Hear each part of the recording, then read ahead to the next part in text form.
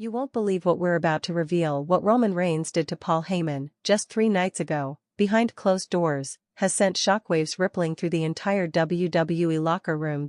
We're not talking about a typical backstage disagreement. This wasn't a creative dispute, this was something else. Something calculated.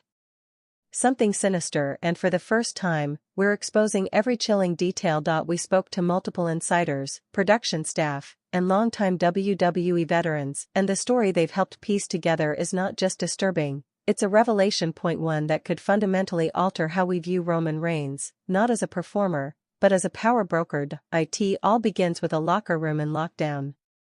Grown men, some who've been in this business for over 2 decades, are refusing to speak. Whispers have been silenced, the fear is real, and the question everyone's asking, where is Paul Heyman? Since Monday night, Heyman has vanished from public view. No appearances. No statements. No sightings officially? WWE calls it a creative reset. But the real story, the one WWE would rather you not hear, begins hours before Monday Night Raw went on air, and culminates in a confrontation that will be talked about for years. This isn't just about Heyman's disappearance, this is about control. About manipulation, and about how far Roman Reigns is willing to go to protect his kingdom. Let's rewind. For months, tension had been mounting between Roman Reigns and Paul Heyman. To the untrained eye, it might have seemed subtle, just part of the storyline, but those paying attention saw the truth. The cracks were forming. Heyman, once the architect behind Reigns' dominance, had grown uneasy. Backstage sources tell us he was concerned about the power Roman was wielding, and the way he was using it. According to a production team insider, Paul knew Roman had influence. But it was turning into something else, something dangerous. He wasn't just rewriting segments anymore. He was rewriting careers. It started earlier that day, Monday 6 p.m., just 2 hours before Raw went live. The production meeting was already behind schedule. Writers were scrambling, producers were stressed, and then Roman Reigns walked in. He didn't come to negotiate. According to one source who requested anonymity, he took over. He wasn't just making changes to his segment. He was dictating 3 separate storylines, his, Cody Rhodes, and one involving the women's division. Demand number 1? Strip Cody Rhodes' promo of lines that positioned him as a real threat to the championship. When the writers pushed back, Roman leaned in and said, either you change it, or I change it for you. That wasn't a suggestion, it was a warning. Demand number 2? Shorten Rhea Ripley's entrance. Why? Because, and we quote, the crowd's getting too invested in someone who isn't part of my story. Let that sink in. Roman Reigns didn't just want to protect his storyline, he wanted to limit the exposure of other talent. And Paul Heyman watched it all. This is where everything changed. For months, Heyman had remained silent. Loyal. Calculating, but that night, something broke. Instead of nodding along, he spoke up. This isn't how we build stars, Roman. You're not protecting your legacy, you're choking the future. According to insiders, that one line was enough to shift the temperature in the room. Reigns didn't explode. He didn't yell. He just stared at Heyman. And smiled, because the real confrontation was yet to come. Fast forward to 11:47 p.m. Monday Night Raw has ended. The arena is nearly empty, security is winding down, but Roman and Heyman remain in the building, and Roman had one request: meet me at Gorilla. For those unfamiliar, Gorilla position is sacred ground, the last stop before performers walk through the curtain. A space of planning, last-minute strategy, and, in this case, confrontation. What happened in the next 8 minutes and 23 seconds, according to a crew member monitoring security feeds, was nothing short of psychological warfare. Roman didn't yell. He didn't posture. He dismantled. He began by telling Paul Heyman that he knew about the private conversations Heyman had been having, conversations where Heyman expressed concern over Roman's growing ego and unchecked influence. That alone would be alarming. But then Roman revealed the source: recordings. Yes, you heard that right. Roman Reigns had been secretly recording private conversations backstage for months. He had evidence. Paul froze. According to the same source, he went pale. Like someone had pulled the air out of him.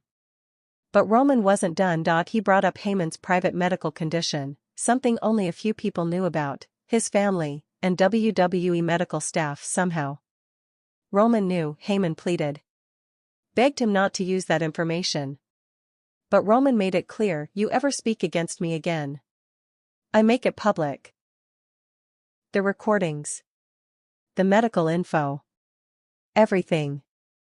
The next 48 hours revealed just how deep Roman's control runs. Paul Heyman has not been seen at any WWE taping since. Sources confirm he hasn't been present at production meetings. No messages. No replies. Radio silence. WWE's official response? Creative direction. But backstage, everyone knows the truth. Veteran wrestlers, men and women who once joked with Roman, now barely speak to him. One longtime talent described the atmosphere as walking on eggshells. Another confided, if he did that to Paul, what's stopping him from doing it to us? Here's where things take a darker turn. Roman's influence isn't just psychological, it's systemic. Within 72 hours of the confrontation, WWE implemented new backstage policies, stricter rules about recording devices, increased security oversight, a new protocol for internal conversations. But the culture had already shifted. Storylines are now being filtered through Roman's approval. Characters that might threaten his image? Quietly shelved. Performers getting organic crowd reactions? Suddenly, off TV. One insider described it bluntly, it's not creative anymore. It's control. Word travels fast in wrestling. Sources from AEW, Impact, and even NJPW confirm they've heard what happened. Some have reached out to Heyman. No response, and here's the chilling part, Heyman was the most connected man in the business. A gatekeeper. A kingmaker. If Roman can reduce him to silence, who's safe? WWE has always balanced three forces: creative expression, performer influence, corporate oversight. But Roman Reigns has disrupted that balance completely. Let's be clear, WWE's biggest stars have always had some influence. Hogan had creative control, Austin refused certain angles, Cena pushed back when needed. But none of them weaponized private information, none of them threatened colleagues with exposure, none of them recorded conversations. Roman Reigns isn't just protecting his brand. He's reshaping the company to serve one master narrative, his own. The consequences are already visible. Creative sessions now revolve around Roman's vision. Pushes are halted if they clash with his story. Even the audience's reactions seem muted, carefully managed. Several top-tier wrestlers are now re-evaluating their futures, and it's not just about money. It's about safety. Autonomy. Dignity. The wrestling industry is more competitive than ever, and in an era of choice, stars no longer have to stay silent. If WWE becomes a kingdom ruled by one man, many will find a new home. Behind every power struggle are those caught in the crossfire. And in this story, the list is growing. Writers have privately admitted that pitching ideas, especially ones not revolving around Roman, is now a minefield. One creative team member told us bluntly, we were told not to bring anything to Roman unless it was elevating the tribal chief story. Doesn't matter how good the angle is, if it doesn't fit his arc, it's dead. Performers like LA Knight, who was experiencing a meteoric rise, suddenly found their screen time trimmed. One source confirmed, he got a huge reaction during a dark segment one week. That was the last time he opened the show. It's not official. It's not documented, but it's felt deeply, and the fans, they're starting to notice. In classic psychological fashion, the WWE machine has begun rewriting the narrative publicly. The company claims Heyman is recharging creatively. Roman is focused on long-term storytelling. And any creative shifts? Part of a new, unified direction. But this gaslighting, subtle, methodical, is part of the strategy. Keep the audience distracted with spectacle, keep the talent divided, and keep the narrative tight, because if there's no documented evidence of wrongdoing, if there's no formal complaint, then what even happened? The answer lies in a single line reportedly said by Reigns to a fellow talent backstage: if it's not on TV, it didn't happen. And that brings us to the question that started it all: where is Paul Heyman? We know he hasn't flown with the company in over a week. His home in Scarsdale, New York, shows no sign of activity. His usual contacts, agents, friends, even media outlets, have heard nothing. One former ECW colleague told us, I've known Paul for 30 years. He always finds a way to talk. Silence isn't just unusual, it's terrifying. There are rumors, of course. Some claim he's in Florida, negotiating an exit, others suggest he's in talks with AEW or even working on a tell-all memoir, but the most credible source, someone in WWE's travel department, simply said, he's been told to stay off the grid. For his own good. Let that sink in, not for legal reasons, not for creative ones, for his own good. Let's not forget the larger machine behind this. Roman Reigns is not alone. His on-screen family, the Bloodline, has become a symbol of his power, but insiders suggest the parallels don't stop at the script.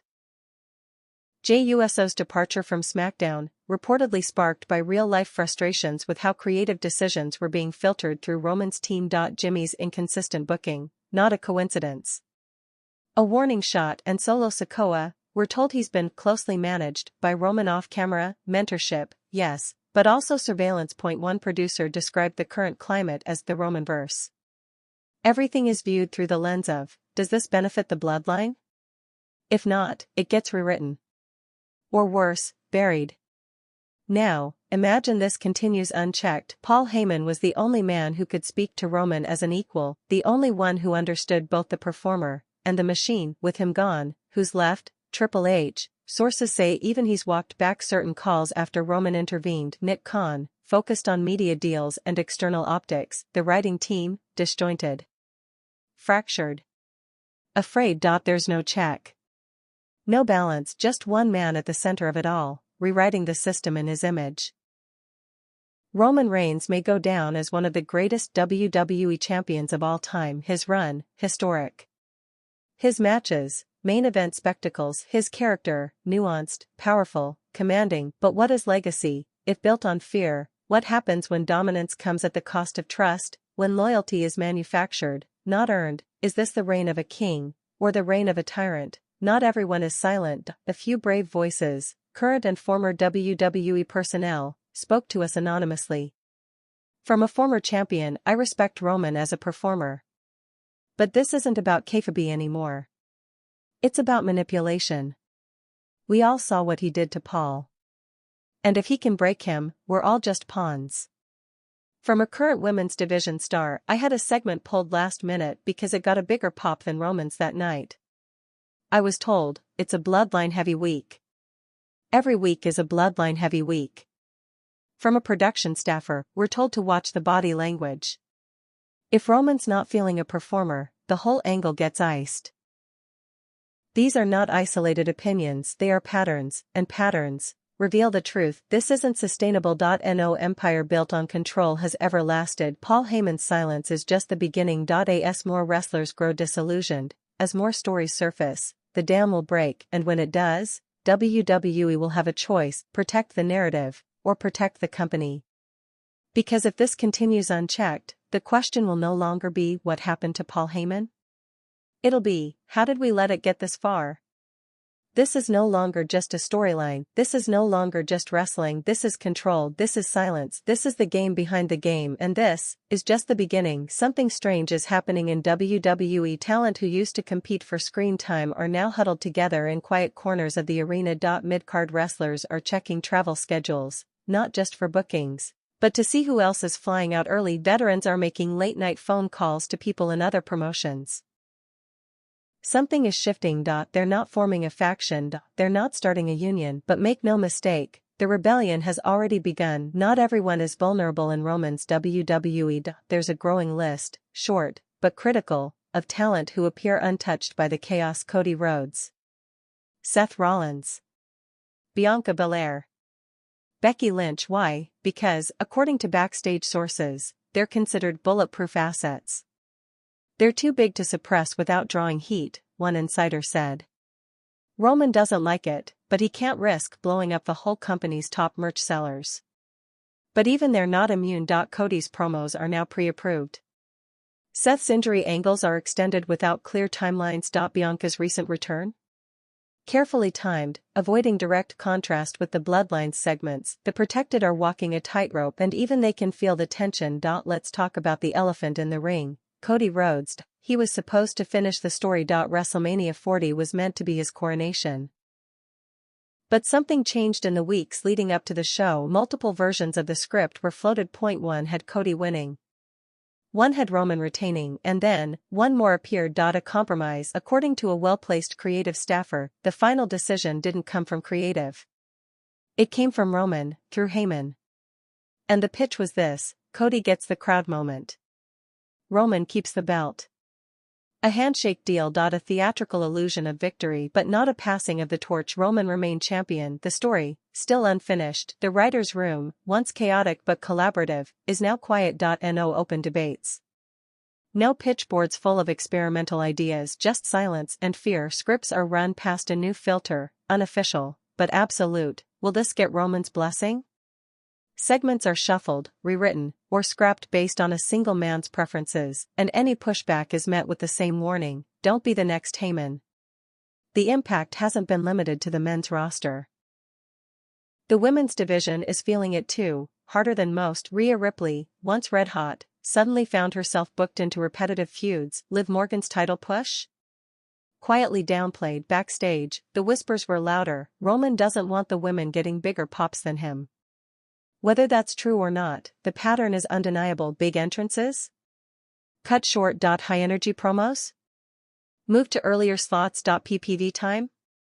Shaved down, and no one, absolutely no one, is willing to go on record, because to challenge the system means becoming invisible. Just like Heyman. You might be wondering, if things are this bad, why doesn't WWE do something? The answer is simple: the numbers are still strong, ratings remain steady. PPVs are profitable, social engagement is through the roof. But here's the truth behind the data: Roman's segments are top-heavy. They spike in engagement, but at the cost of the rest of the show. Crowd reactions are plateauing, live events feel increasingly predictable, and behind the scenes, morale is plummeting. One WWE official described it bluntly: we're sacrificing long-term health for short-term worship.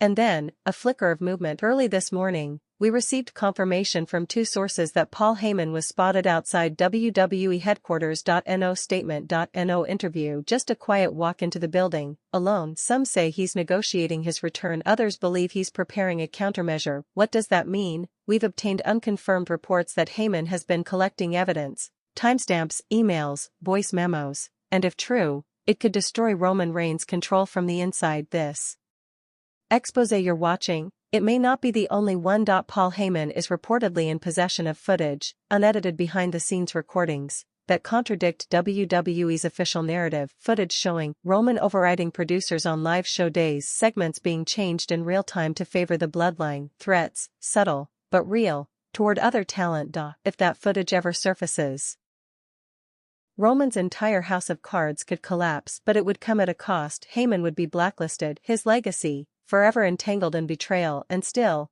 we believe he's willing to do it, because for Paul Heyman, this was never just business, this was personal. So now we ask the question that WWE's leadership refuses to confront: what happens when the most powerful man in the company no longer answers to anyone? Roman Reigns is no longer just a top star, he is a creative dictator. A strategic manipulator and, some say, an emotional extortionist. He has turned silence into currency and fear into influence. The fans may still cheer, the story may still sell, but deep down, those watching know, this is not the same company anymore. Sooner or later, every empire falls, whether it's an injury, an expose, or a mass walkout, something will crack. Roman can rewrite the scripts. He can suppress the voices, he can vanish his enemies, but he cannot outrun the truth, and the truth is now catching up to him. Paul Heyman may return. He may speak, and when he does, the locker room won't just listen, they might follow. The silence is breaking, and when it does, the tribal chief will have no kingdom left to rule, not because of a pinfall, not because of a title loss, but because power built on fear always crumbles from within. It happened without warning. July 8, 2025. Monday Night Raw, second hour. No teaser.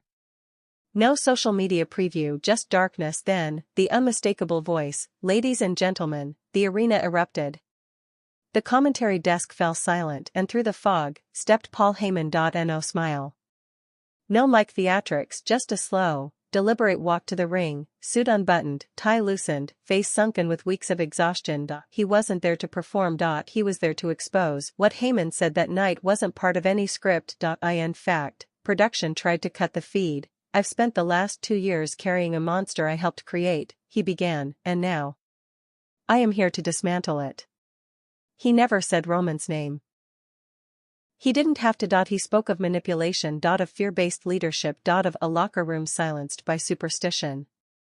Then, he reached into his coat pocket and pulled out a flash drive. This contains the truth WWE is too afraid to air.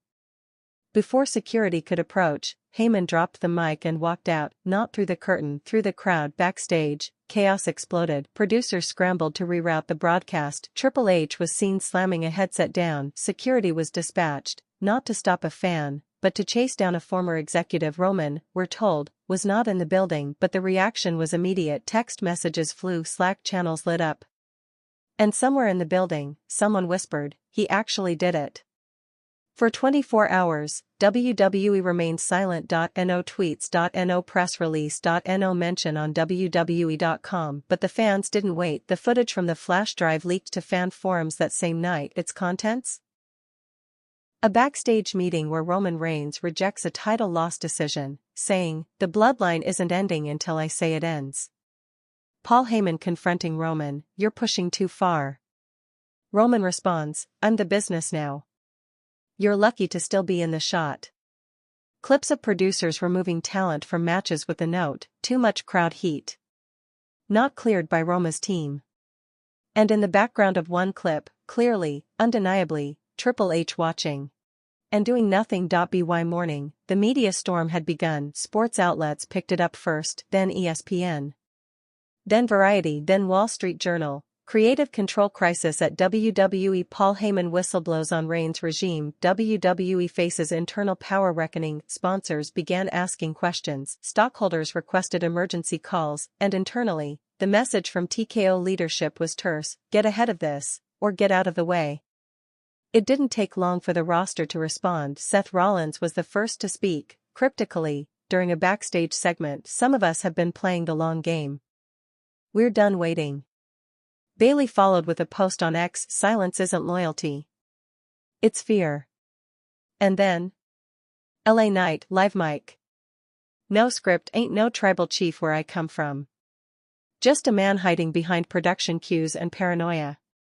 The crowd exploded, the momentum shifted, and WWE's control over its own narrative began to crumble. On SmackDown that Friday, Roman Reigns finally reappeared. No entrance. No pyro. Just him, in the ring, alone, with a single spotlight overhead. What followed was part promo, part defiance, part delusion. "You think you know what this is? You don't. I am WWE. I put food on the table, for all of you." He pointed to the hard camera. To the fans, "You think you're watching a rebellion? Nah. You're watching jealousy dressed up as truth." And then, a direct shot at Heyman, "You forgot who made you. Now you'll remember who breaks you."